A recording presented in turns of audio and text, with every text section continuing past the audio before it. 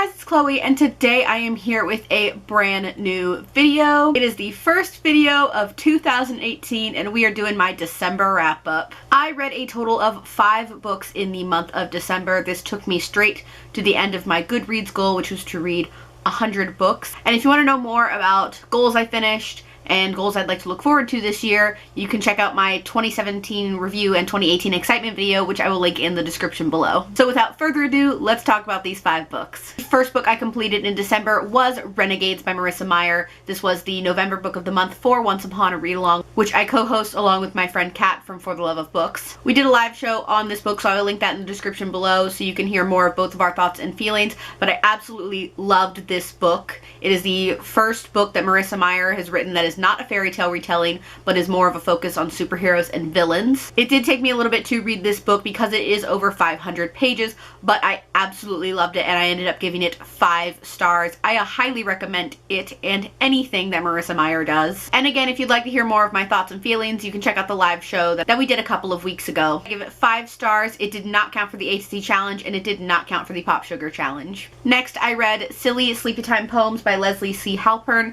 This is a very short 30-page children's book that I received at Indie Book Fest this year, and it is poems about bedtime for kids. It's just a cute book of poems. All of them have to do with something related to bedtime or sleeping. I have said on my channel before that I work in childcare, and I cannot express how much I think it is so important to stimulate a love of reading in a child. Not everybody likes reading. I understand that. I find it so important to encourage reading in children, especially at a very young age. So any children's book that I review is really important because the impact that reading has on children. I actually do not have a star rating for this yet. I have not decided on a star rating, but I will tell you that it did not count for the A to Z challenge and it did not count for the Pop Sugar challenge. The next book I read was Anna Dressed in Blood by Kendar Blake. This was Julie from Pages' Pen's traveling book, and I was one of the couple of people to receive it, so thank you, Julie, for including me in your traveling book. Although I will say that I was the last person to receive this book, which is perfectly fine.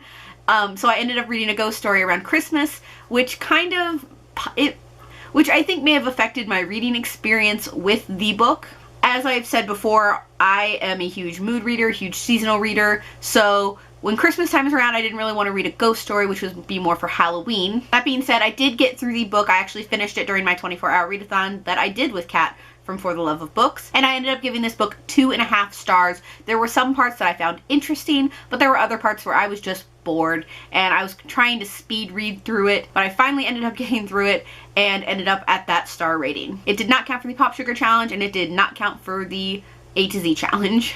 The next book I read is another short story / indie book, and that is Ribbons and Bows by Robbie Cox. This is centered around Christmas time, which is why I wanted to read it. Since it was December, I just wanted Christmas books to read, something to get me in the seasonal mood, since I live in Florida, and when it's 90 degrees outside, you're not really in the Christmas mood. I read this book in a couple of hours, and I ended up enjoying it. I gave it 3.5 stars on Goodreads. This book is about a woman who has 2 roommates who are both males, and she is in a relationship with both of these guys, but they don't know that she's also in a relationship with the other one.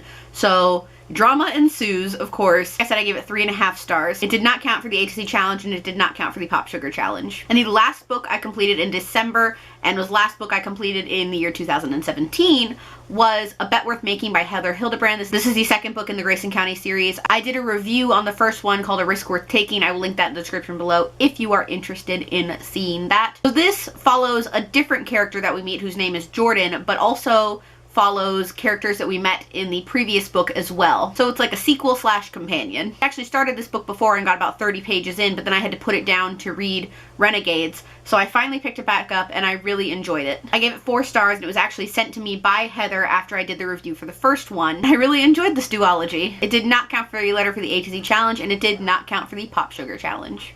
You know, now that we're at the end of this video, I realized I did not do any of my wrap-up stats for the month like I normally do, or like I have been.